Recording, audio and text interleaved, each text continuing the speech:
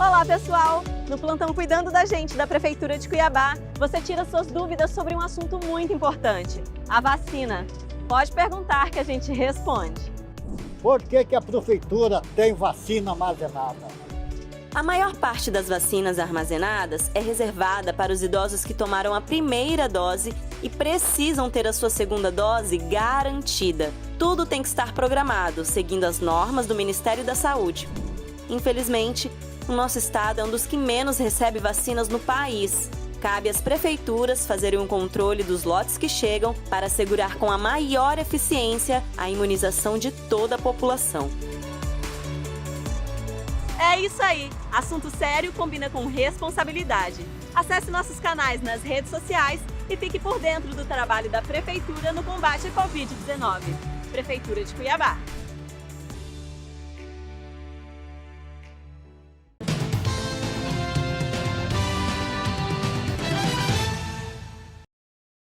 Olá, você que nos acompanha pelo RDTV.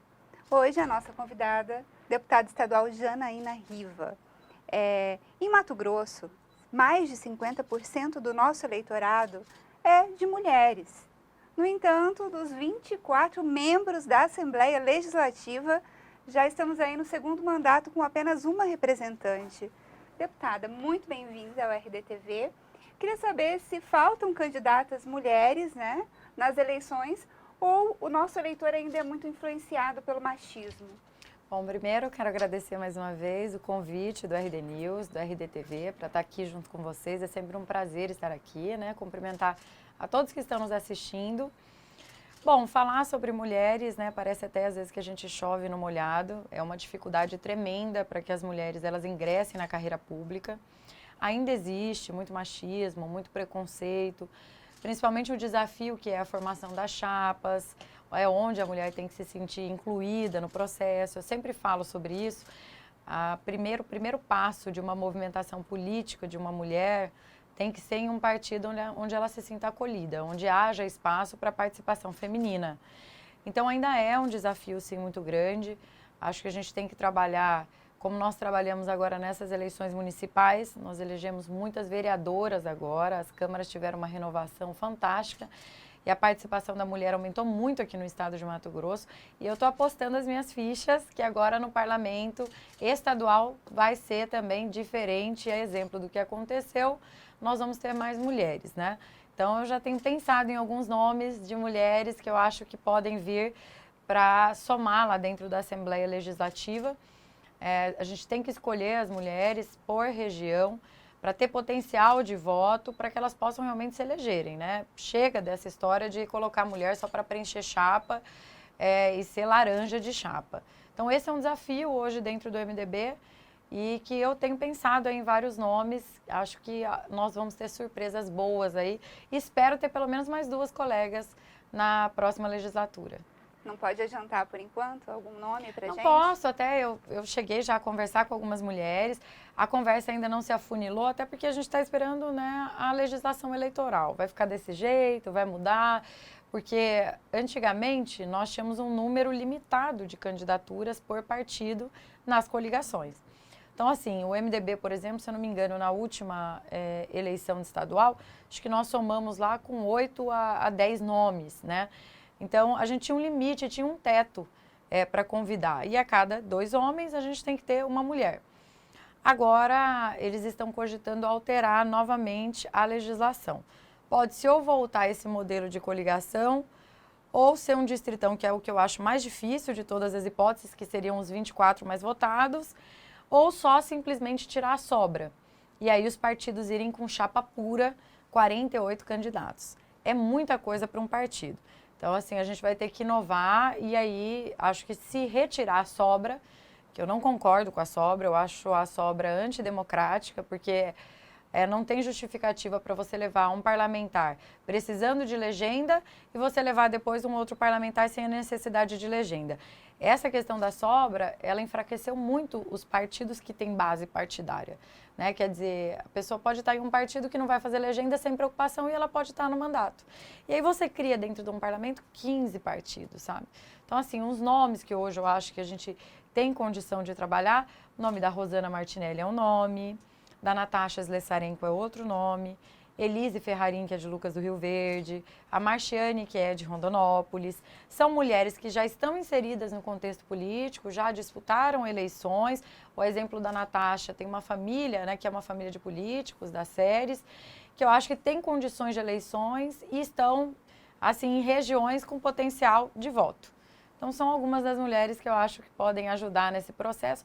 E independente também, é lógico que eu gostaria que viessem para o MDB, né? Mas estou disposta também, quero ajudar também a construir em outros partidos, que eu acho que o importante é ter representatividade feminina. Se falou, inclusive, na Rosana Martinelli, numa possibilidade de articular para que ela concorresse na chapa do governador, né, como vice. A Rosana é um nome dentro hoje, do partido. existe essa conversa no partido. A Rosana, na verdade, ela é um nome que ela está apta a qualquer disputa, né? Seja em parlamento, seja senado, seja governo, ela pode compor em qualquer uma das chapas. Então, é um coringa político, vamos dizer assim, né? E é uma mulher que saiu muito bem da prefeitura, fez o seu sucessor, que é o seu Roberto Dorner. Hoje, até em condições pessoais, a Rosana está num momento melhor, né? Acabou perdendo o marido, ela tinha problemas pessoais na disputa para a prefeita. Então, acho que agora ela está um pouco mais livre para fazer essa construção. A gente tem até marcado com ela, eu e Bezerra, a gente quer ouvir ela, ver o que ela pensa, o que ela quer construir. Mas é um nome, sem dúvida, muito expressivo.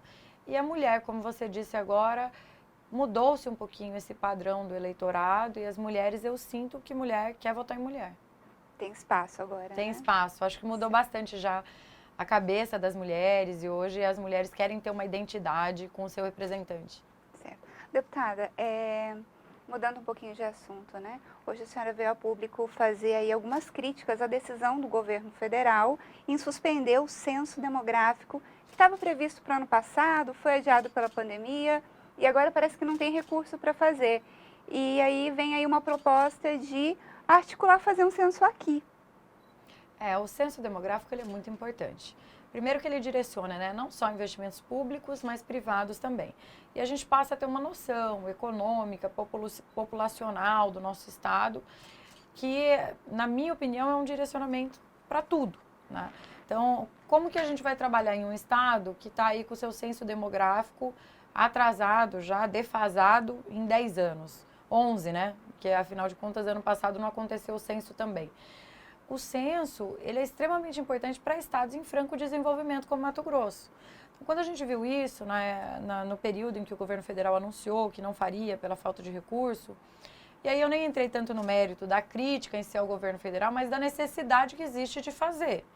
E hoje eu vejo que os estados, em sua grande maioria, têm condições de fazer isso, como a gente quer fazer aqui em Mato Grosso, em parcerias com as universidades públicas, com a FEComércio, que já se colocou à disposição para ajudar, e é lógico que na hora que a gente começar a crescer esse movimento, deve entrar a FIENTE, deve entrar também a própria CDL dos municípios. É importante para todo mundo um censo demográfico, não só para a política, né?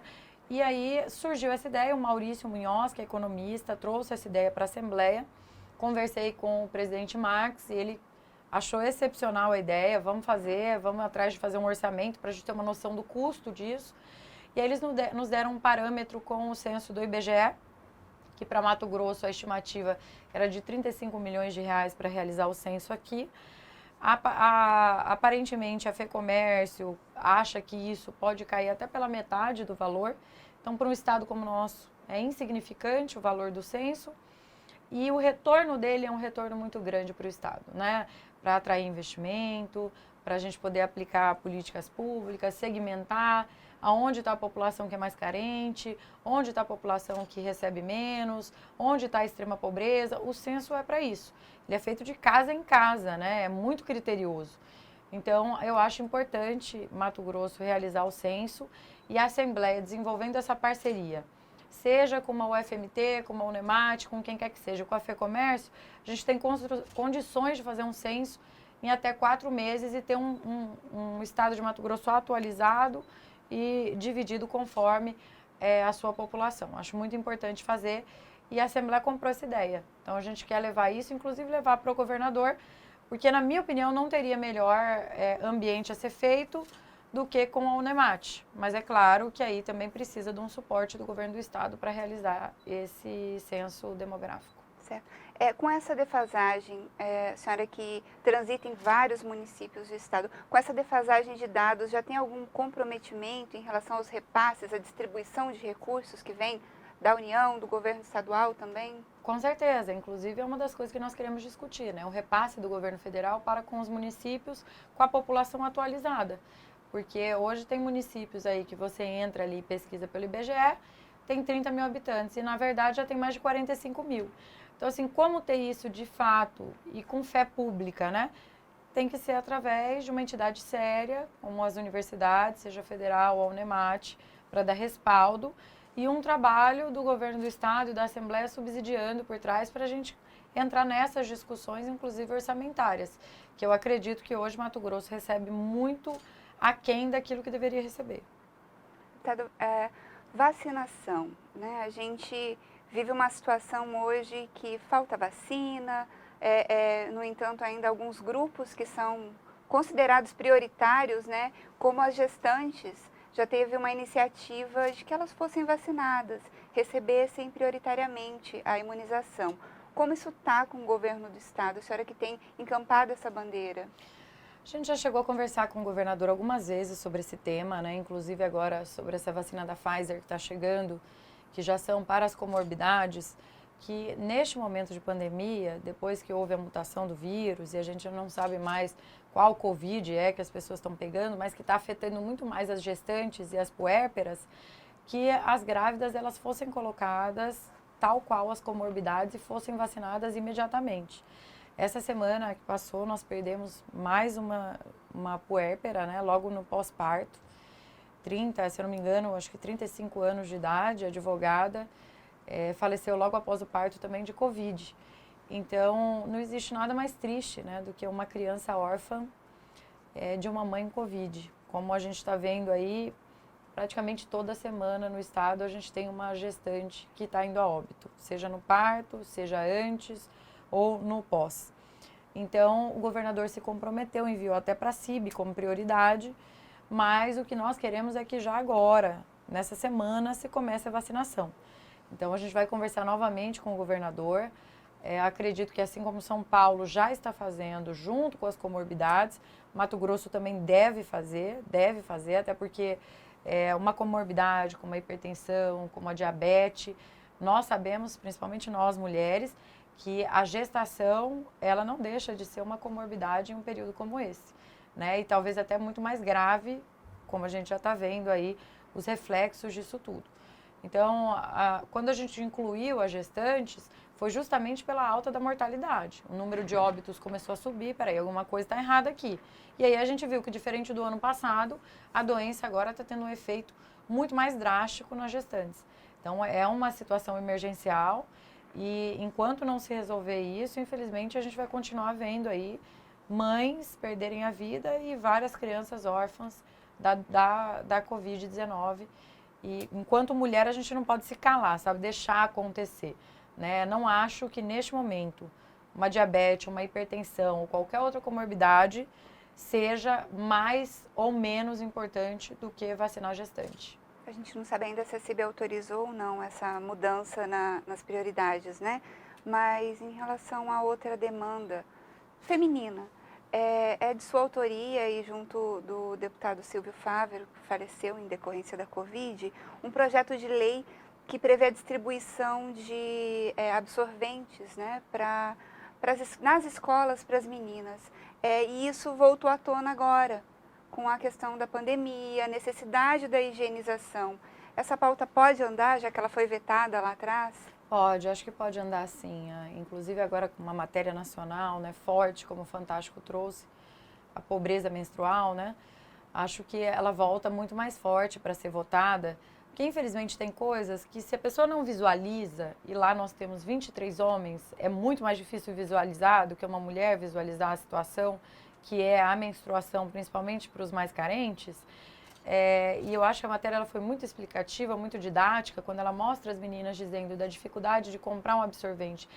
E eu achei um questionamento muito interessante, né? Quer dizer, por que a camisinha, que é um ato opcional, que é um ato de prazer, que é um ato completamente diferente da menstruação, que ela não é opcional, que todos os meses nós mulheres menstruamos. Por que que a gente não tem o mesmo direito, por exemplo, do acesso à camisinha ou acesso ao absorvente? E nós ouvimos relatos ali de meninas, né, que usam pano. A gente já ouviu relato lá na Assembleia de meninas que usam pão, a massa do pão e coloca para usar como absorvente. E o número de infecções que isso ocasiona, assim como também a defasagem nas escolas, que foi colocado muito bem na matéria, a diretora falando que ela identificou o problema da falta do absorvente com as ausências dentro da sala de aula. Então agora eu acho que essa matéria vem sim mais forte para ser votada. Acho que a pressão no governador também para a sanção vai ser maior. A Tabata Amaral na matéria colocou que ela sofreu, e eu vi o Silvio sofrendo isso também. Não tem mais o que fazer, vai propor isso, dá absorvente, que absurdo, dá absorvente. Agora daqui a pouco vai pedir escova de dente, vai pedir tal coisa. Quer dizer, as pessoas não têm um pingo de noção que é uma questão de saúde pública e é uma questão social também. Tal qual a cesta básica, para a mulher a menstruação é mensal, o absorvente é essencial para que ela possa pelo menos ter condições adequadas de higiene. Então, é uma pauta que eu acho que agora a gente tem condições de aprovar e o governo tem condições de sancionar. E, aliás, se vê o custo disso, eu tenho certeza que só na redução de infecções o Estado já vai ver uma diferença grande e vai economizar, inclusive adquirindo absorvente. Absorvente não é caro, pode ser feita a distribuição através das escolas e postos de saúde. Assim as meninas vão ter facilidade em ter acesso e vai evitar muito problema posterior. Só quem passa por isso, sabe, né? Só por isso mulheres que falo, vivenciam. É isso, por isso que eu falo que às vezes um parlamento, não tem como você falar em igualdade, quando você tem, por exemplo, num caso como esse, 23 que não menstruam, que não sabem como é, não sabem como é difícil para a mulher, principalmente a que é pobre, que não consegue comprar, porque já é difícil para a mulher que tem dinheiro passar por um período menstrual. Tem mulheres que não conseguem nem trabalhar, né, durante o período pré-menstrual e durante a menstruação. E isso tinha virado meio que um tabu, assim, as mulheres não gostam muito de falar que menstrua, o que é menstruação. As mães antigamente nem falavam para as filhas descobriam só quando vinha o fluxo de sangue. Então, é um tabu ainda a ser quebrado na política que só com mais participação feminina a gente vai conseguir vencer, né, esse desafio. Não basta uma deputada também que é capaz de mudar uma Constituição, né? Você tem uma Constituição aí que teve uma PEC, Janaína, que alterou, né, alterou deputada? a eleição da mesa diretora, Exatamente. né? Garantindo que pudesse votar ali, respeitando a sua licença maternidade. Com certeza, e acho que essa mudança, ela veio para ficar, né? A gente tem que entender que a mulher agora no cenário político vai ser cada vez mais comum e que a mulher tem as suas peculiaridades e precisa ser respeitada. Não tem como, a gente disse aqui, como vai ser igual uma participação entre homens e mulheres se a gente trata os dois como iguais, sendo que são diferentes. Então tem que ter esse tratamento diferente para que as mulheres se sintam acolhidas no ambiente, no universo político. Quando eu cheguei na Assembleia não tinha nenhum banheiro feminino lá na antessala do plenário. Então, aos poucos as coisas vão se naturalizando. A participação agora já é mais natural. A minha, eu quero que a de outras sejam também, né? Certo. Deputada, você foi a mais votada na última eleição, né? Contabilizando aí 51 mil votos em praticamente todos os municípios. E vem exercendo seu mandato, percebendo como os seus eleitores, tendo esse retorno dos eleitores, vai para um terceiro mandato, a gente espera aí esse caminho ou tem outros planos? Não, por enquanto, uma reeleição. Eu trabalho a reeleição. Muita gente me pergunta, por que você não vai a Senado, não vai a governo? Senado não tem idade ainda, né? Tem que ter 35 anos, eu tenho 32. E governo, eu acho que é uma construção de grupo. Governo, você não pode colocar o seu nome tem que ser colocado pelas pessoas. Tem que ser um grupo construído, tem que ter uma situação financeira estável, uma preparação financeira. A política, ela não é barata num estado tão complexo como o nosso, desde gasto de avião e tudo num período eleitoral é muito complexo, o estado é muito grande, não tem como você fazer o estado todo de carro, tem as suas dificuldades. Como eu já vivenciei isso em 2 eleições, eu sei que para ser candidata a governadora eu preciso ter um amparo maior. Não só o conceito, né? É uma candidata viável, tem que ter uma estrutura toda por trás, o apoio dos colegas. Então eu entendo que precisa de um grupo muito maior. Não que isso não possa ser construído, mas minha prioridade é construir uma boa reeleição. Se ano que vem eu sentir que existe um ambiente diferente para outra disputa, é uma coisa, mas hoje eu trabalho a reeleição. Certo. Assim, deputada, você começou a sua militância partidária muito nova, né, ainda adolescente, e passou por algumas siglas, né? Passou aí pelo PSDB, do Dante, verdade. passou pelo PTB, Era fã do Dante. passou pelo PP, foi aí uma engajada no PSD, né? Fundou ali a juventude do partido, coordenou várias questões e se encontrou no MDB? Me encontrei no MDB, né? É um partido de centro, me sinto bem no MDB. Acho que tem pautas boas na direita e na esquerda, né? Não são todas as pautas de direita que são boas, como não são também todas as de esquerda que são boas. Acho que dá para você transitar entre os dois e ter opiniões diferentes. Você não precisa seguir uma ideologia do início até o fim. Acho que você tem que estar aberto a ouvir as pessoas. Então, hoje eu sinto que o MDB é um partido propício para isso, né? E o ambiente do MDB hoje aqui em Mato Grosso, né, o maior partido do estado, é um partido de base muito sólida dentro dos municípios, né, que defende muito o municipalismo. Então, assim, não conheço o partido em todos os estados do Brasil, mas aqui dentro do estado de Mato Grosso é um partido onde eu me sinto muito confortável, né? E trabalho para um dia ser uma substituta do Bezerra, né? E vejo que ele também me prepara para isso. Então, me dá bastante espaço, me deixa opinar, me deixa fazer parte e também, de certa forma, construir os diretórios, as provisórias, porque ele sabe que eu estou no partido para construir realmente ele para o futuro. Partidos todos têm os seus problemas, né? Todos têm divergências, mas eu vejo que no MDB hoje, com o grupo do MDB, que está ali há muitos anos, eu realmente me encontrei.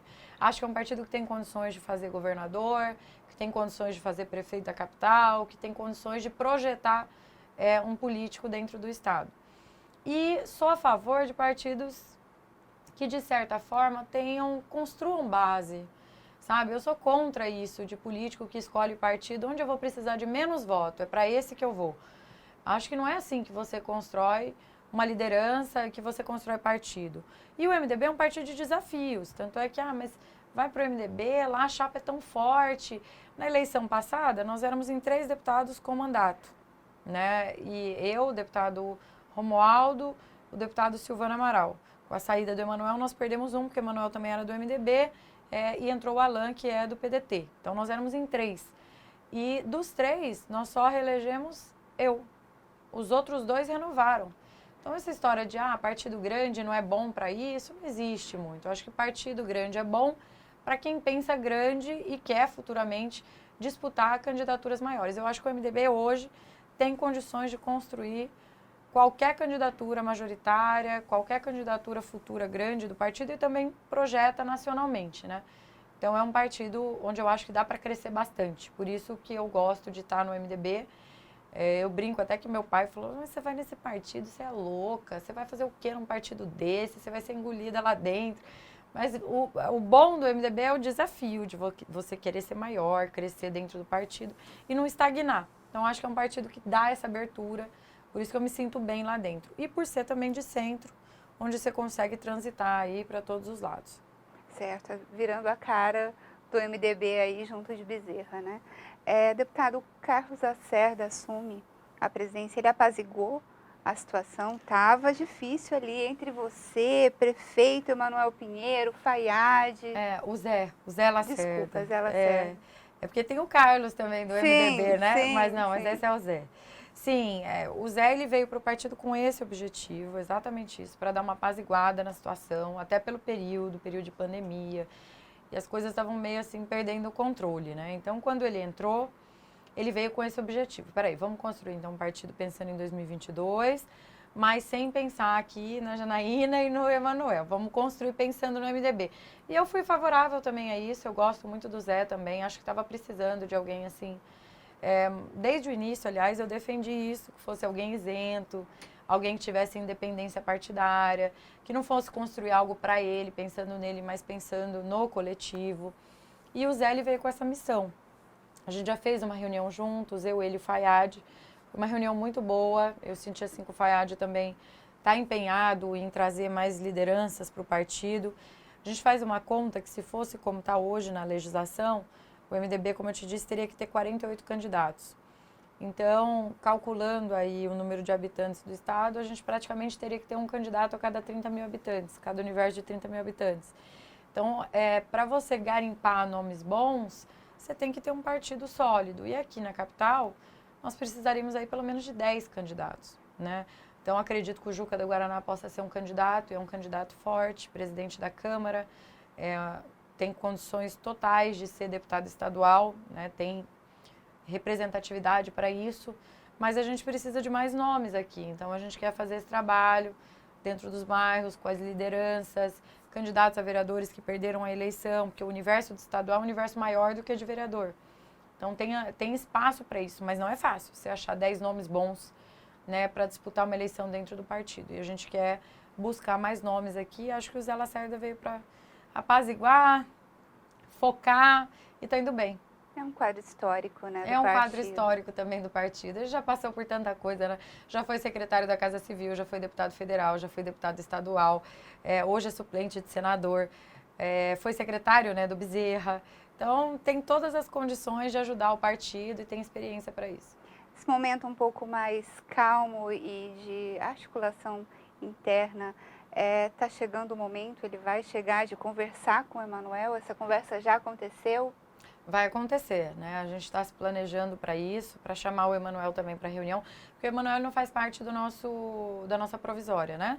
Como ele é prefeito da capital, ele tem sempre assento, mas ele não precisa fazer parte para participar. Então, ele indicou o Fayad e o Juca do Guaraná, e nós indicamos, o diretório estadual indicou o meu nome e o nome do Valtenir, e o Zé Lacerda ficou como presidente, que é o voto Minerva, né? Seria o voto Minerva. Quando a gente fez essa articulação, foi já pensando também no futuro em ter uma reunião com o Emanuel e com o Bezerra, né, que aí seriam os presidentes de honra, vamos dizer assim, do Partido Municipal e Estadual, para a gente discutir questões administrativas, a parceria do estadual com o municipal, enfim, pensar no futuro, né? E eu acho que essa reunião está perto, sim, de acontecer. A gente só estava esperando agora a pandemia dar uma acalmada, até porque o Emanuel é prefeito da capital, deve estar com 1 milhão de coisas para resolver, mas ela deve acontecer em breve, sim. Acho que já tem ambiente para isso, de passar uma borracha nas discussões que aconteceram e a gente focar agora no objetivo em comum, que é ter o partido como o partido mais forte do estado nas próximas eleições também. Certo. Muito obrigada, deputada. Muito obrigada a quem nos acompanha. Se quiser se despedir esses minutos finais, fica à vontade. Tempo, né? Não, mas eu quero agradecer mais uma vez o RDTV, quero agradecer o RD News pela oportunidade. É sempre muito bom estar aqui com vocês, né, nesse ambiente gostoso. E dizer que a gente está focado aí em tentar fazer uma construção partidária e trazer mais jovens para o partido, trazer mais quadros femininos para o partido. Acho que para você entender o que as pessoas querem, a mudança que elas querem, você não precisa de radicalismo. É isso que eu defendo sempre dentro do partido. É possível você ouvir que as pessoas querem mudança e fazer isso sem radicalizar. A gente tem visto aí que a radicalização e os extremos, eles não conseguem fazer a gente avançar em pauta nenhuma, né? E hoje é o centro que vem tocando a política dentro do nosso país e aqui também no nosso estado, né? Hoje o estado é comandado pelo Democratas e a maioria dos partidos de arco de aliança são partidos de centro. Então, acho que o nosso objetivo em comum é fazer com que o estado continue no rumo certo, ouvindo as pessoas, mais democrático. O MDB está trabalhando para isso. Então, agradeço imensamente a oportunidade e deixo aqui, é claro, um abraço a todos que nos acompanharam até agora e as redes sociais abertas para quem quiser mandar qualquer pergunta e tudo no Instagram, @JanaínaRiva, Facebook JanaínaRivaMT e o site também JanaínaRivaMT. Muito obrigada. Muito obrigada a você que nos acompanha. Lembrar da importância, né, do uso de máscaras faciais. Aqui no estúdio a gente está numa distância recomendada, por isso nós não estamos agora com as nossas máscaras, mas continuem usando, se prevenindo, porque é muito importante nesse momento aí, com a ameaça da Covid-19, que a gente não sabe, né, como pode reagir em cada um de nós. Fica com a gente, acompanha pelas redes sociais. Até mais.